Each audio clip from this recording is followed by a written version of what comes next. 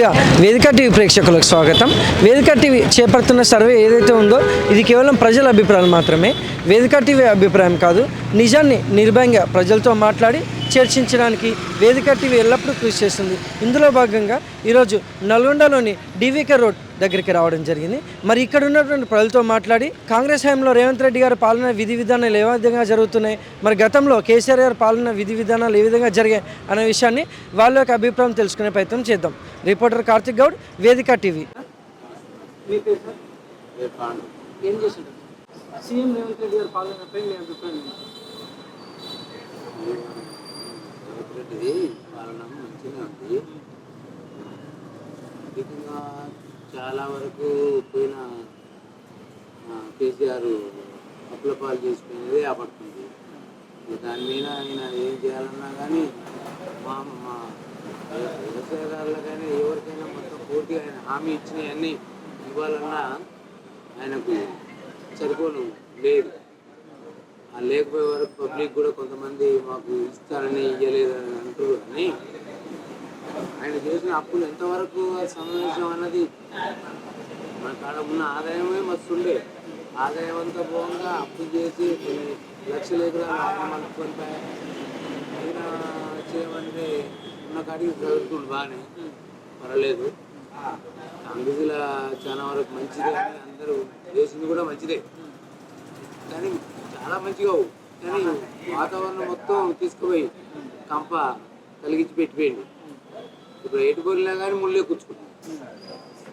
అది దృష్టిలో పెట్టుకొని పబ్లిక్ అయినా ప్రతిపక్షాలు కూడా ఏమంటారు, వాళ్ళు ఇప్పటిదాకా 10 ఏళ్ళ నుంచి చేసిన ఇవ్వలేదు వాళ్ళు. కానీ ఇప్పుడు ఈయన 16 నెలలనే ఈయన ఇవ్వలేదని ఈయన ఒక డ్యామేజ్ చేయబోతున్నారు. కానీ ఇదంతా కాకపోతే కొద్దిగా కాంగ్రెస్లో రెడ్డి రాజకీయం ఎక్కువ అంటారు. కానీ అదొకటి కొద్దిగా పాలన కరెక్ట్ చూస్తే మాత్రం న్యాయంగానే ఉంటుంది. చూస్తలేరు మొత్తం రెడ్డి, కాంగ్రెస్ రెడ్డి అయిపోతుంది. బీసీలకు కూడా ఇవ్వాలి, ఎస్సీలకు కూడా ఇవ్వాలి. కానీ ఆ పాలన కొద్దిగా గవర్నమెంట్ పైన అధిష్టానం అయితే చూస్తూనే ఉంది. కానీ వీళ్ళు ఇక్కడ చాలా పొందుతలేరు. వీళ్ళు కొద్దిగా బీసీలను కాంతలేదు. కొద్దిగా అదొకటి చూస్తే మాత్రం చాలా వరకు బాగానే వస్తుంది. మొత్తానికి చేసిన కేసీఆర్ ఇది నాశనం చేసిపోయింది చెత్త. ఈ చెత్త నాశనం చేసినది కానీ పబ్లిక్ గమనిస్తలేదు. ఇంతసేపటి పబ్లిక్ ఇవ్వలేదు అంటారు. కానీ వాడికి ఏం చేసిపోయింది, ఎంత ఆ ఓట్లు వేసినప్పుడే ఇది అది ఇస్తారు, ఓటు అడగకుండా ఇస్తారు. అది ఎంతవరకు కరెక్ట్? ఓట్లు వేయించుకుంటూ ఈ జనాలు కూడా అట్టే ఉన్నారు కదా. ఇస్తే అమ్మాయి ఏదైనా పోయి రాజ్యాంగానే మనకు ఇచ్చిందే లెక్క అంటారు. అదొకటే చూస్తారు.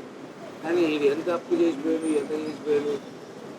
ఈయన కట్టిన 4 ప్రాజెక్టులు 4 ప్రాజెక్టులు ఫెయిల్ అయిపోయాయి.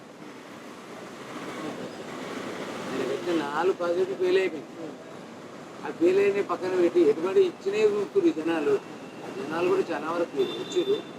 జనాలు చేతన వచ్చారు. కానీ ఇప్పుడు లోకల్ వెంకరెడ్డి మినిస్టర్ కూడా ఉండు పర్వాలేదు. కానీ బీసీలను కూడా అవగాహన తీసుకుంటే బాగుంటుంది.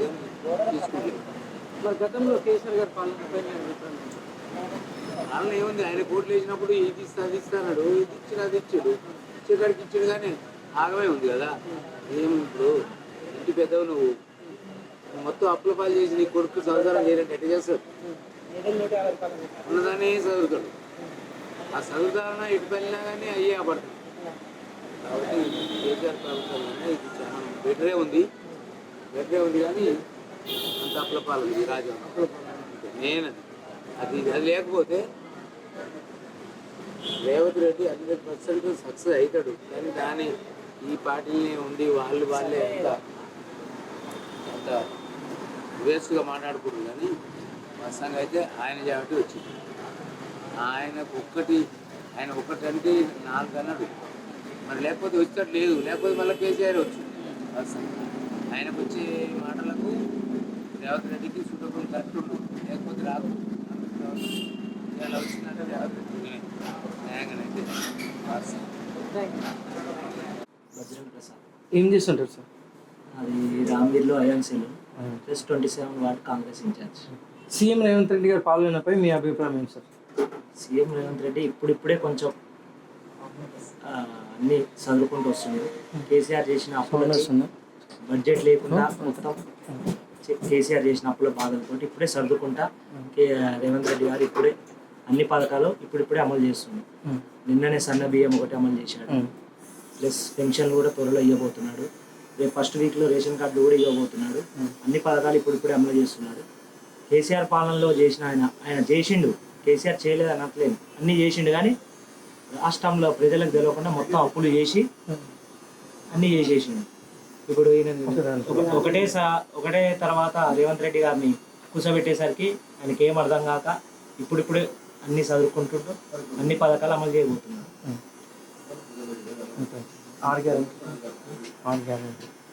6 గ్యారెంటీలు 100% చేస్తాడు. కాకపోతే ఆయన 5 సంవత్సరాలల్లో అన్ని అమలు చేయొచ్చు, కానీ ఈయన కొద్ది టైం పడుతుంది. ఇప్పటికి 16 నెలలు కావచ్చు, 15 నెలలు కావచ్చు. 5 సంవత్సరాలల్లో మాత్రం 100% 6 పథకాలు అమలు చేస్తాడు. మళ్ళీ రేవంత్ రెడ్డి సీఎం అవుతాడు.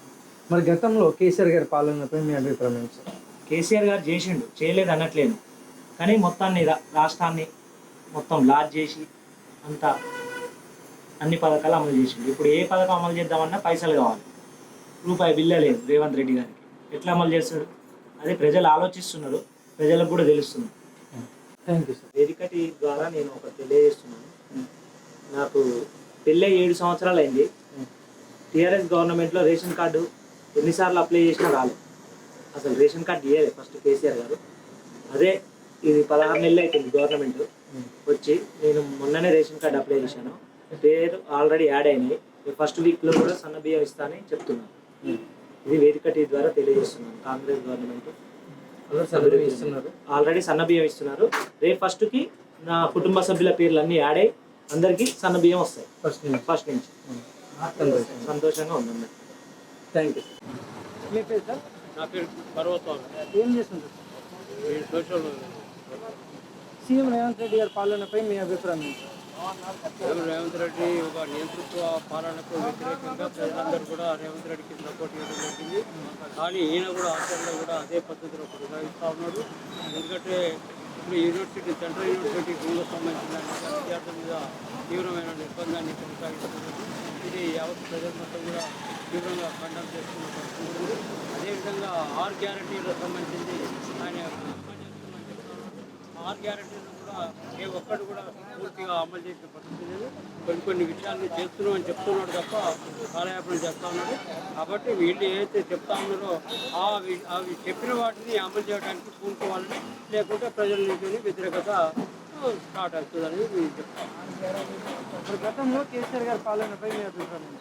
గతంలో ప్రభుత్వం నియంతృత్వ పద్ధతులు వివరించింది, ఒక ఆంభావ పద్ధతులు వివరించింది. కాబట్టి టీఆర్ఎస్ని కాకుండా కాంగ్రెస్ని గెలిపేయడం జరిగింది.